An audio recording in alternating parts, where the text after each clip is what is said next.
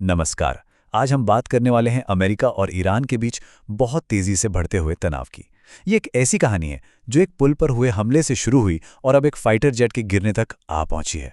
यही वो सबसे बड़ा सवाल है जो इस वक्त पूरी दुनिया पूछ रही है। तो चलिए इस पूरे मामले की एक एक परत को खोलते हैं और समझते हैं कि आखिर हुआ क्या।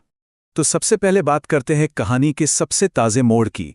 एक अमेरिकी जेट ईरान के ऊपर मार गिराया गया है और इसी के साथ दुश्मन के इलाके में एक बेहद मुश्किल बचाव अभियान शुरू हो गया है। जी हाँ, खबर बिल्कुल पक्की है। एक अमेरिकी फाइटर जेट ईरान के अंदर क्रैश हो गया है। और ये कोई अफवाह नहीं है, इस खबर की पुष्टि खुद अमेरिकी मीडिया ने की है। अब सवाल ये उठता है कि पायलट का क्या हुआ। देखिए, प्लेन से निकलने के बाद पायलट या शायद एक से ज़्यादा पायलट हों, उनकी हालत क्या है, वो कहाँ है, ये अभी तक साफ नहीं हो पाया है।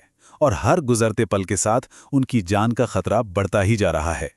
इस घटना के फौरन बाद एक बहुत बड़ा और खतरनाक सर्च एंड रेस्क्यू ऑपरेशन शुरू कर दिया गया है।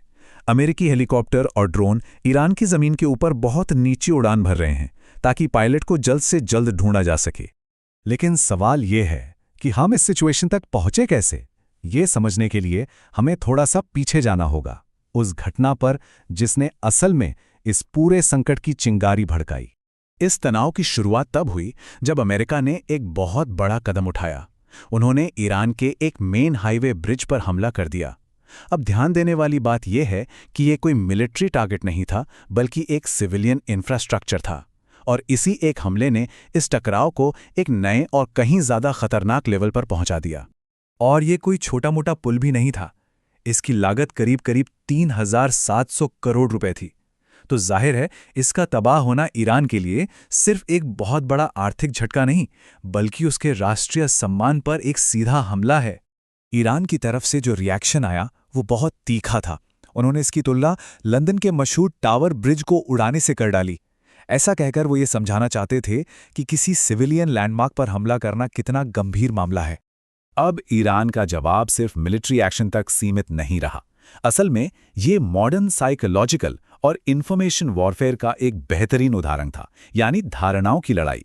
ईरान ने फौरन सोशल मीडिया को ही अपना हथियार बना लिया। मिसाइल हमले के वीडियो वायरल कर दिए गए, पायलट की इजेक्टेड सीट की तस्वीरें जारी की गईं, और तो और पायलट को पकड़ने के लिए 10 अरब तोमान के भारी भरकम इनाम का ऐलान भी कर दिया। ये सब एक प्रोपेगेंडा का हिस्सा था जिसका सीधा मकसद अमेरिकी ताकत की इमेज को चुनौती देना था।